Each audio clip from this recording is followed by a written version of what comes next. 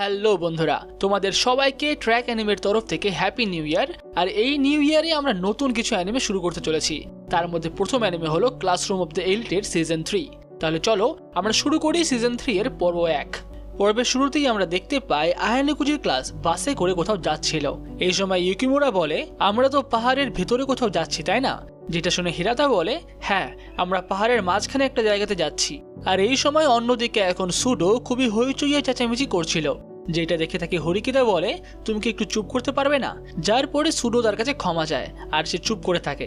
এই সময় অন্য একটা মেয়ে কারুইজাওয়াকে বলে, আমার না নতুন লোকজনদের মাঝখানে একটু নার্ভাস লাগে। যেটা শুনে কারুইজাওয়া বলে, হ্যাঁ এটা হওয়ারই কথা।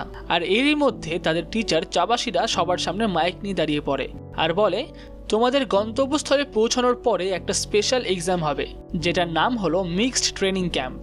আর এরপরেই আমরা দেখতে পাই যে সবকটা বাস পাহাড়ের মাঝখানে পৌঁছে যায় আর সবাই বাস থেকে নামতে থাকে।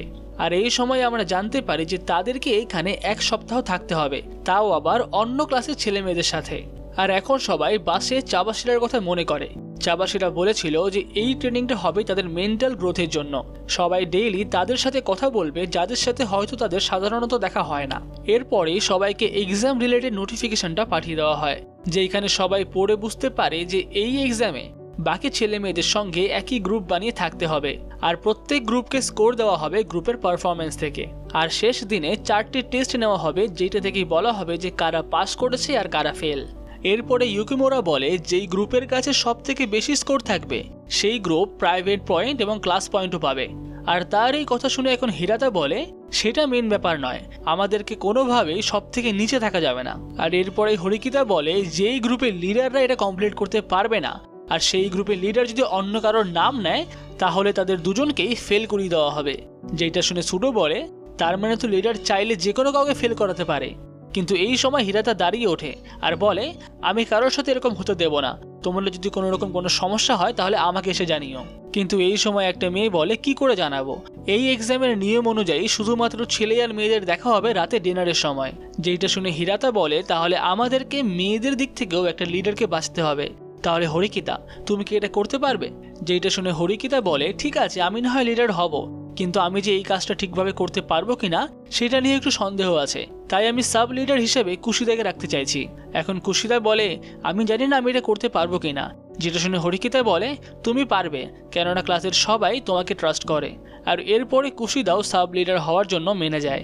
এখন আমরা আবার দেখতে পাই সেই জায়গাটা যেখানে সবাই বাস থেকে নেমেছে। সেইখানে আয়ানেগুজি দেখতে পায় যে ক্লাস এর সবাই মিলে কিছু একটা ডিসকাস করছে। আয়ানেগুজি এই সময় মনে মনে ভাবে, ক্লাস এ নিশ্চয়ই অন্য কিছু একটা প্ল্যান করছে।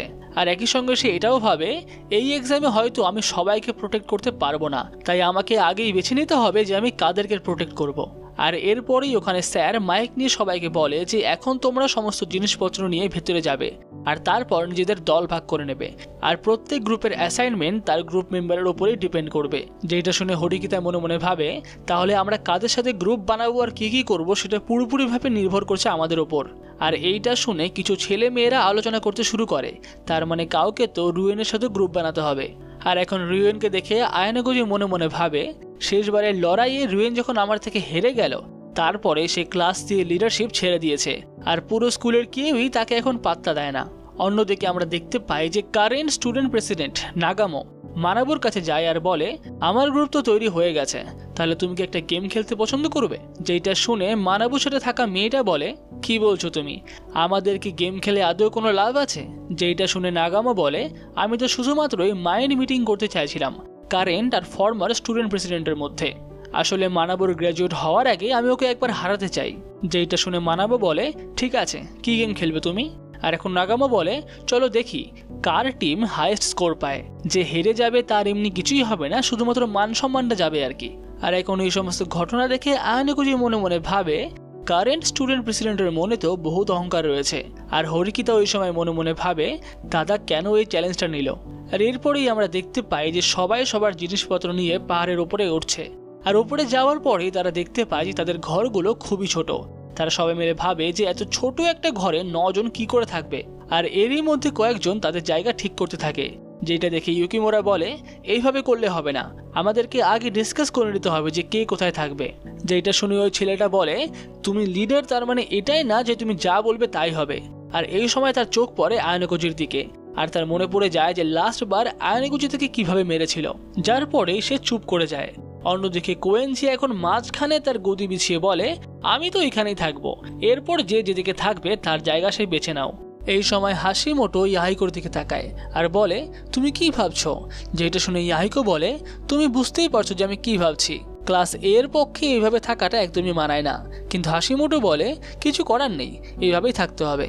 আর এখন আয়নাকুজিও মনে মনে একই কথাই ভাবে, আমাদের গ্রুপে এমন কিছু লোক আছে যারা অন্য কোনো গ্রুপে তো থাকতেই পারবে না, আর এই গ্রুপে তাদের অনেক সমস্যা হয়ে যাচ্ছে। আমাদের এই গ্রুপটাকে একসাথে ধরে রাখাটাই একটা বড় চ্যালেঞ্জ। আর এরপরেই আমরা দেখতে পাই যে রাত্রেবেলা সবাই একসাথে ডিনার করছে। এই সময় আয়নাকুজি ইচিনোসের কাছে যায় আর বলে, তোমাকে দেখে খুবই দুর্বল মনে হচ্ছে। যেটা শুনে ইচিনোসে বলে, হ্যাঁ, ক্লাসের অ্যাসাইনমেন্টগুলো একটু বেশি মুশকিল ছিল। যেটা শুনে আয়নাকুজি বলে, কোনো ব্যাপার না, তুমি পারবে, আমি জানি।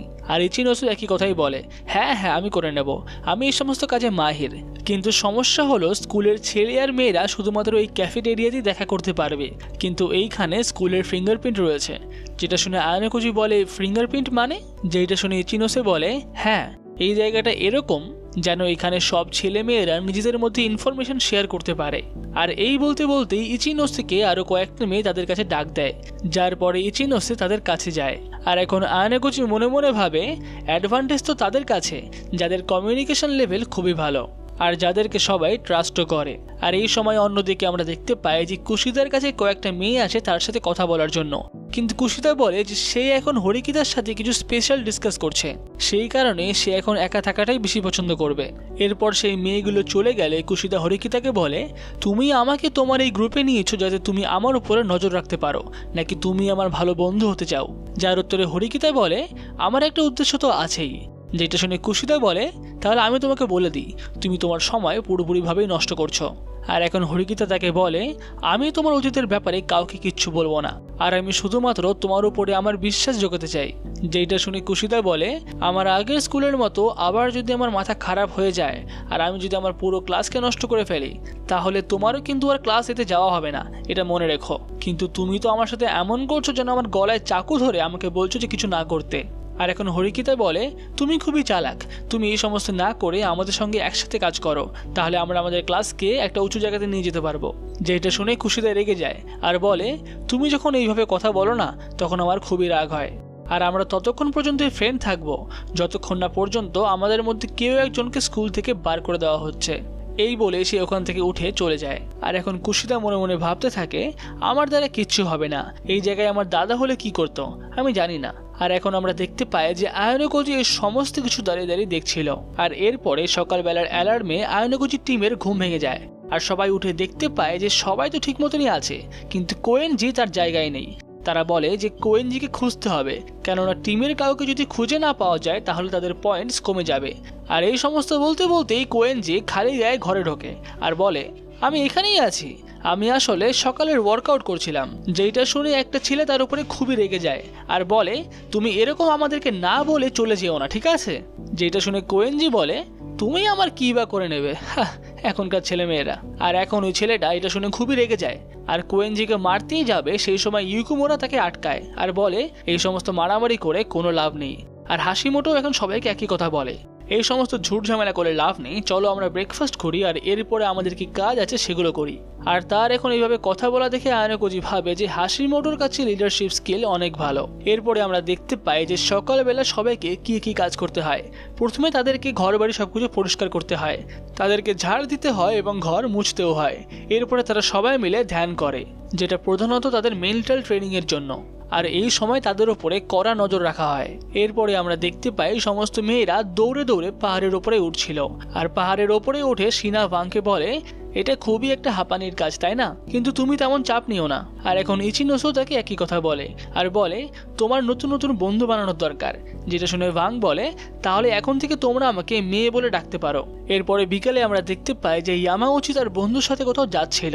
এই সময় তার সামনে সাকায়ানা পড়ে, আর সাকায়ানা এখন তার লাঠি থেকে পড়েই যাচ্ছিল। এই সময় ইয়ামাউচি তাকে সাহায্য করতে যায়, কিন্তু সাকায়ানা তাকে না করে দেয়। আর এরপরে সাকায়ানার সামনে পড়ে আয়নাকুজি। আয়নাকুজি তাকে জিজ্ঞাসা করে, তুমি কি ঠিক আছো? যার উত্তরে সাকায়ানা বলে, হ্যাঁ আমি একদম ঠিক আছি। আর এরপর তার দুজনে পাস করেই যাবে, সেই সময় সাকায়ানা বলে, যেরকম আমি তোমাকে বলেছিলাম আমি তোমাকে ডিস্ট্রয় করব, কিন্তু তার আগে আমি ক্লাস বিকে ডিস্ট্রয় করব, কেননা ক্লাস বি খুবই ভালো পারফরমেন্স করছে, বিশেষ করে ওই ইচিনোসে নামের মেয়েটা। ও এত পয়েন্টস কি করে জমা করছে? আর এখন আয়ানে কোজিরো মনে পড়ে যে সত্যি ইচিনোসের কাছে অনেক পয়েন্টস আছে, কিন্তু সে এখন সাকাই আনাকে বলে আমার মনে হয় না যে ইচিনোসে সেগুলোকে কোনো খারাপ কাজে ব্যবহার করবে। আর সাকায়ানো এখন বলে হ্যাঁ তুমি হয়তো ঠিক, যাই হোক আমি এখন সেই দিনটার অপেক্ষা করছি যেদিন আমি আর তুমি সামনাসামনি লড়াই করব। এই বলে তারা দুজনেই সেখান থেকে চলে যায়। আর এরপরে আয়ানগুজি দেখা করে কারুইজাওয়ার সাথে। আর প্রথমেই কারুইজাওয়াকে খুবই রেগে থাকতে দেখা যায়, আর সে বলে এইভাবে করে কাগজকে ছুঁড়ে মারে, যদি এটা অন্য কেউ পেয়ে যেত তাহলে কি হতো। কিন্তু আয়ানগুজি বলে আমি জানি এটা তুমিই নেবে, এটা অন্য কেউ পেত না। যেটা শুনে কারুইজাওয়া বলে ঠিক আছে, এখন কি কাজ আছে সেটা বলো। যার পরে আয়ানগুজি বলে তোমাকে কয়েকজনের ওপর নজর রাখতে হবে। আর এর ফলে সে তাকে সবার নামগুলো বলে দেয়, যেগুলো শুনে কারুইজাওয়া বলে এদের উপরে নজর রাখাটা একটু মুশকিল, তবে আমি চেষ্টা করব। আর এরপরে যখন আয়ানগুজি স্নান করে তার জামা কাপড়গুলো পরতে যায়, তখন তার জামা কাপড়ের ওপরে সে একটা চিঠি পায়। আর এরপরে সে ঘুমিয়ে ভাবতে থাকে আমি প্রত্যেকটা এক্সামে কিছু না কিছু করে নিজেকে বাঁচিয়ে নিয়েছি। ওই দ্বীপের মধ্যে জাহাজে আর পরের খেলাতেও আমি কোনো না কোনো ট্রিক তো করেছি। আর এরপরেই আমরা আয়ানগুজিকে ঘরের বাইরে দেখতে পাই, যেখানে তার সামনে মানাবো দাঁড়িয়েছিল, যাকে দেখে আয়ানগুজি বলে আমি ভাবিনি তুমি আমার সাথে মিটিং করবে, যাই হোক তুমি নাগামোর ব্যাপারে ডিসকাস করতে চাও তাই না? যেটা শুনে মানাবো বলে হ্যাঁ একদম ঠিক, নাগামো অলরেডি সেকেন্ড ইয়ারের সব স্টুডেন্টদের ওপরে কবজা করে নিয়েছে। যেটা শুনে আয়ানগুজি বলে তাহলে এতে আমি কি করব? যার উত্তরে মানাবো বলে আমি তোমাকে একবার সাহায্য করেছিলাম, আর এখন তোমার সময় আমাকে সাহায্য করার। তুমি কোনোভাবে নাগামোকে আটকাও, কারণ আমি হরিকিতাইকে স্টুডেন্ট কাউন্সিল বানাতে চাই। যেটা শুনে আয়ানগুজি বলে তুমি তো একটু বেশিই চাইছো, আমি তো তোমার কাছে শুধুমাত্র ছোট্ট একটা সাহায্য চেয়েছিলাম, আর তাছাড়াও আমি ওদের ব্যাপারে তেমন কিছু জানি না। যেটা শুনে মানাবো বলে তাতে কোনো সমস্যা নেই, আমি তোমাকে কিরিয়ামার সাথে দেখা করিয়ে দিচ্ছি। কিরিয়ামা হলো এখনকার ভাইস প্রেসিডেন্ট, আর ও শুধুমাত্র নাটক করছে নাগামোর সাথে থাকার। আর এরপরে কিরিয়ামা আয়ানগুজিকে বলে আমি জানি না যে তুমি কতটা কি করতে পারবে, কিন্তু আমার মানাবোর উপরে বিশ্বাস আছে। আর এরপরে সে আয়ানগুজিকে বলে নাগামো নিজের ইনফ্লুয়েন্সকে ব্যবহার করে ক্লাস 2 এর সাথে যা করছে তাতে পরের বছরেই অনেক ছেলেমেয়েদেরকে স্কুল থেকে বের করে দেওয়া হতে পারে। যেটা শুনে আয়ানগুজি বলে ঠিক আছে।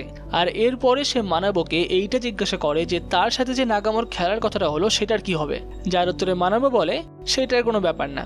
কিন্তু আয়ানগুজি এখন বলে কিন্তু ও যদি ও খেলাতে অন্য কাউকে তুলে নিয়ে আসে তাহলে? যার উত্তরে মানাবো বলে আমি জানি নাগামো এরকম করবে না, কারণ নাগামো যা প্রমিস করে সেটাই করে। আর এরপরে তারা সবাই নিজেদের জায়গায় চলে যায়। আর এখন আয়ানগুজি বলে তুমি এই খেলাটা হারতেও পারো মানাবো। আর এখানেই শেষ হয় আমাদের এলিট ক্লাসরুমের পর্ব 1। পরের সপ্তাহে পর্ব 2 দেখার জন্য চ্যানেলটাকে অবশ্যই সাবস্ক্রাইব করে রেখো।